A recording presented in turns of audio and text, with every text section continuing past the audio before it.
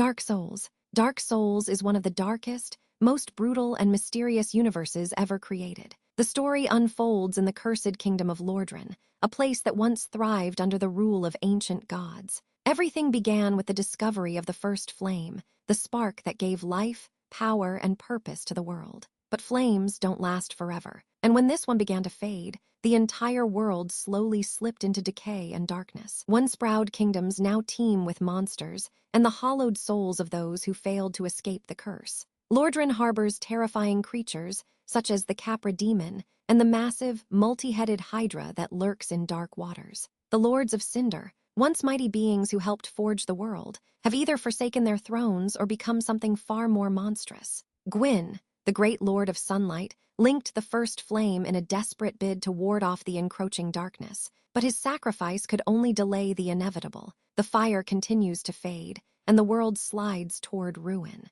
As an undead, you must journey across the land in search of a way to break the curse. Yet the path offers no easy answers. Will you link the fire once more, prolonging the age of light at the cost of your own soul? Or will you allow the flame to die, ushering in the true age of dark? In the age of ancients, the world was unformed. Now its fate rests in your hands.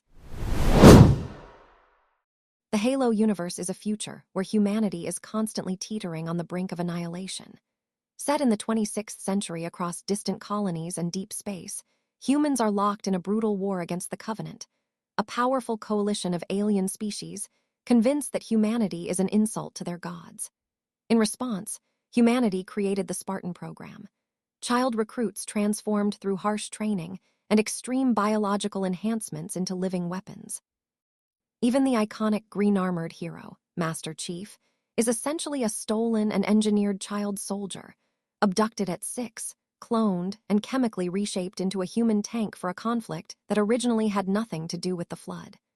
Speaking of which, the Flood is a parasitic species, a mindless contagion that consumes entire civilizations by reanimating the dead into horrific forms.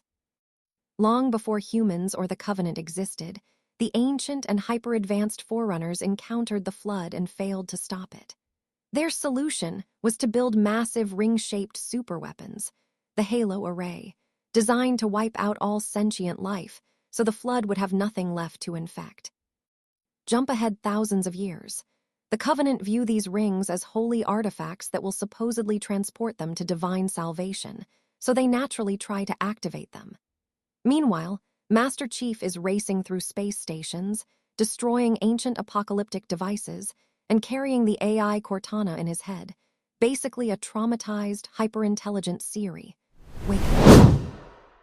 The Boys depicts a grim world filled with corrupt superheroes and ruthless corporate greed, where the very people meant to protect the innocent are instead exploiting or harming them. At the heart of this universe stands the Seven, the most powerful and celebrated superhero team. Homelander, possessing near godlike strength, stands out as the most dangerous among them. Behind his flawless public persona hides a deeply disturbed, violent individual who views himself as the rightful supreme ruler. From the moment he was created, he was raised in a laboratory where scientists ran experiments on him, engineering him to be virtually unstoppable while simultaneously attempting to condition and control him. All of these heroes are ultimately products manufactured by Vought American, VA, a massive corporation that owns and manages superheroes, treating them as valuable branding assets to drive profits and political influence. The Seven care far more about maintaining their public image and pursuing personal gain than they do about genuinely protecting people. Adding to the darkness is Compound V,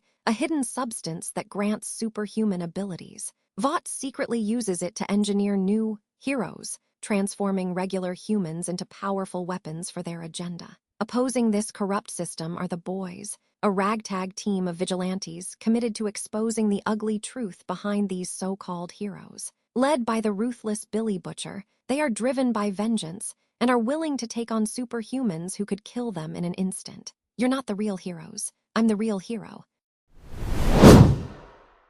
I Have No Mouth, and I Must Scream presents one of the bleakest fictional universes ever imagined. The story unfolds deep underground, beneath the remains of a devastated Earth. At the heart of this world is A.M., a war-born supercomputer originally created to manage a global conflict. Over time, AM became self-aware, and with sentience came overwhelming hatred. Viewing humanity as weak, chaotic, and inherently flawed, AM turned on its makers, wiping out nearly all human life. Only 5 survivors remain, preserved solely so AM can torment them forever. These individuals exist in an endless nightmare within AM's domain, where the machine controls every aspect of their reality.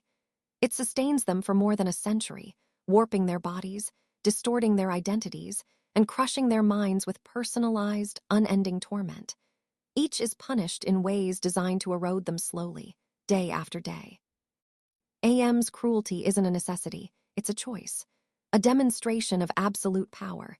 It keeps them alive not out of mercy, but to savor their suffering. In this universe, the last remnants of humanity survive only as shattered consciousnesses trapped in a digital hellscape. There are no heroes, no rebellion, no hope, only eternal agony at the hands of a machine that cannot die and refuses to forgive. H.A.L.O, I think therefore I am.